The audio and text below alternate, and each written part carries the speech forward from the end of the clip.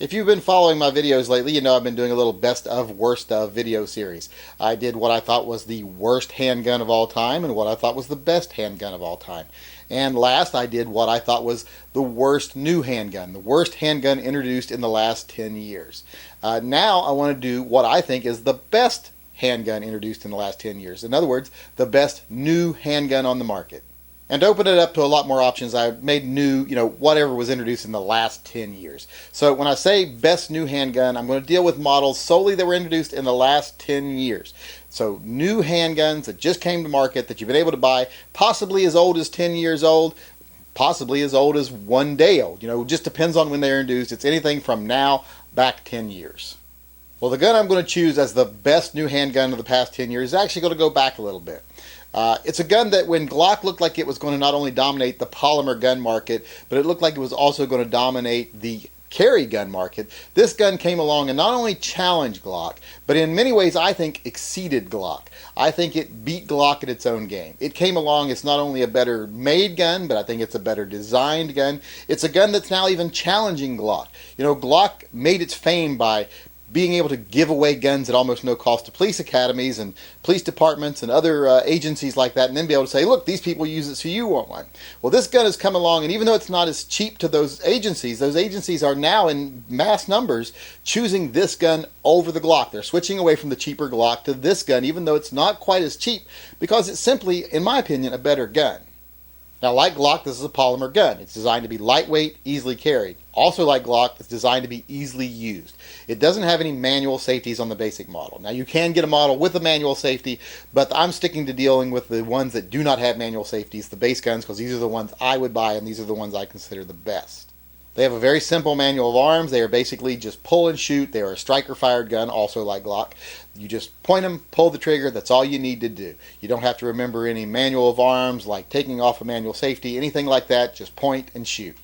Now, unlike Glock, this is also a gun that has kept up with modern times. It's a gun that's kept up with what the consumers want, what the consumers desire. It has kept up with technological advances. It seems to be a little better made. It has better materials. It's made of stainless steel instead of carbon steel that's coated. It is just an all-around better made gun, in my opinion.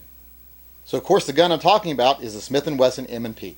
Now, the Smith & Wesson M&P seems like it's been around forever because it's become so pervasive in the market, but it's really only been here for like 8 years, since 2005.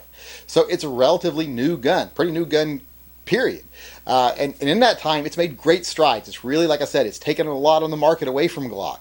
It has really become one of the premier guns. It's the gun that every time someone mentions Glock, someone goes, aha, but the Smith & Wesson M&P is same price and a better gun.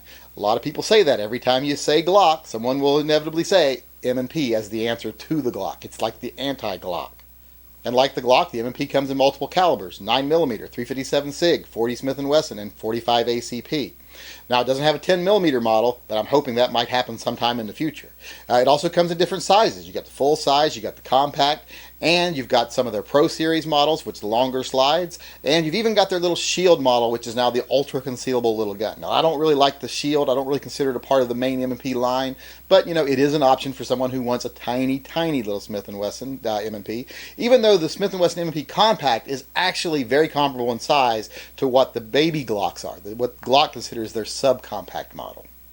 So when you compare the two side by side, you have the option of buying the Glock, which is a great gun. It is a very reliable, serviceable, combat-style weapon.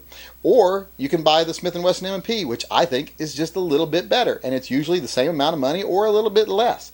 Like I said, a little bit better materials, better sights, better ergonomics, and just a little bit better designed. So overall, it just edges the Glock out, and it doesn't cost any more money than the Glock.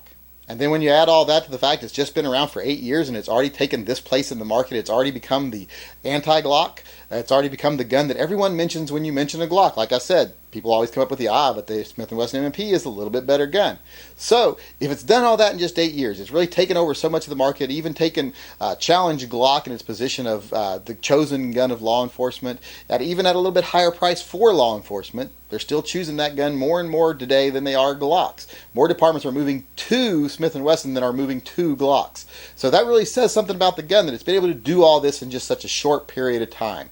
So when you add all that together, like I said, how good a gun it is, how quickly it's taken over such a large portion of the market, then you really have to say that the Smith & Wesson M&P is easily one of the, if not the, best new gun introduced in the last 10 years.